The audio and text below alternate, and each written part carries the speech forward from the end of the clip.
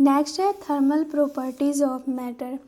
ये फॉर्मूला हमें याद करके रखना है। जैसे कि देखो ये हमारा स्केल है सेल्सियस का, तो ये बीच में जो रहता है ये C है, तो यहाँ पे C लिखे एंड इसमें से माइनस करते हैं लोअर टेम्परेचर को।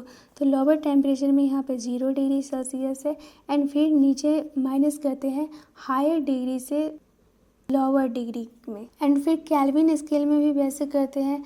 केल्विन स्केल रहेगा तो कुछ यहाँ पे केल्विन रहेगा, तो केल्विन के इधर जो रहेगा लोअर डिजिट रहेगा, तो लोअर डिजिट को माइनस करेंगे और फिर नीचे हायर टेम्परेचर में से लोअर टेम्परेचर को माइनस करेंगे। फिर फ़ारेनहाइट में भी वैसे करेंगे, फ़ारेनहाइट में से लोअर टेम्परेचर को माइनस करेंगे, फिर नीचे आएंगे तो हायर टेम्परेचर में से लोअर टेम्परेचर को माइनस करेंगे। एंड मरकरी थर्मामीटर जो रहता है ये -30 डिग्री सेल्सियस से लेके 360 डिग्री सेल्सियस तक मेज़र करता है। डेल्टा एल जो होता है ये L not alpha delta T होता है एंड आर जो होता है ये रो एल बाई ए होता है। तो ये जो रो होता है rho not 1 minus alpha delta T होता है। इसको भी हम इस टाइप से लिख सकते हैं, मतलब कि डेल्टा एल को लिख सकते हैं एल बराबर L not 1 minus alpha delta T. Q जो होता है ये एम एस डेल्टा टी होता है, जिसको कि स्पेसिफिक हीट कैपेसिटी बोलते हैं। एंड ये होता है स्मॉल लेटर में लिखा हुआ है, स्मॉल सी से ऐसे। एंड हीट कैपेसिटी जो होता है ये लार्ज सी में लिखा रहता है। एंड हीट कैपेसिटी होता है Q by delta T. And Q को हम लिखते हैं एम एस डेल्टा टी, तो डेल्टा टी से डेल्टा टी कट हो जाएगा एंड हीट कैपेसिटी हमारा आएगा heat capacity M S. Next है 1 कैलोरी में 4.2 जूल होता है। Heat loss is equal to heat gain होता है। आइस टू वाटर जाता है, आइस से वाटर बनता है, तो इसको हम फ्यूज़न बोलते हैं। एंड लेटेंट हीट फ्यूज़न होता है 80 कैलोरी पर ग्राम।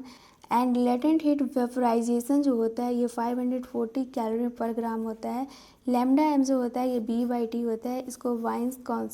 इसको वाइंस डिस्प्लेसमेंट लॉ बोलते हैं। नेक्स्ट है हीट का फॉर्मूला होता है सिग्मा ए ई टी 4 टी। यहाँ पे टी जो होता है ये टाइम होता है एंड सिग्मा जो होता है ये स्टेफन कांस्टेंट होता है। एंड नेक्स्ट है एच जो होता है ये D Q by D T होता है एंड इसको के ए डेल्टा थीटा बाई एल भी लिख सकते हैं, ये टेम्परेचर होता है। एंड हमारा जो एच जो होता है ये के ए डेल्टा थीटा बाई एल होता है। एंड इसमें हमें रेसिस्टेंस जो इसका रहता है जैसे कि एच हो गया एंड इसको हम डेल्टा थीटा को यहीं रहने देते हैं एंड ये नीचे है एल एंड के ए को नीचे ले आते हैं, तो ये हो गया के ए, तो इसको बोलते हैं रेसिस्टेंस।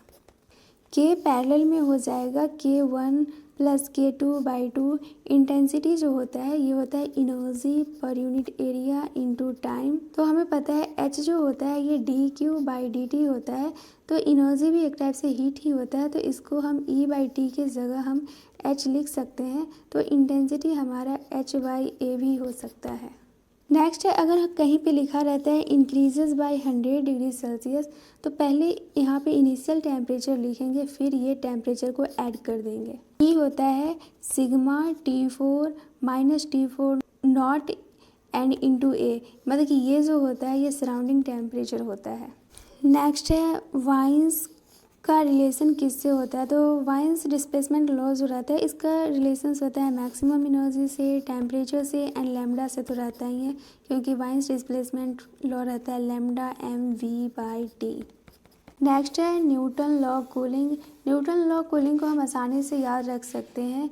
यहाँ पे होगा delta T by T and फिर यहाँ पे के लिखेंगे, फिर यहाँ पे लिखेंगे T1 प्लस T2/2 एंड यहाँ पे माइनस TS, ये जो होगा ये सराउंडिंग टेम्परेचर होगा।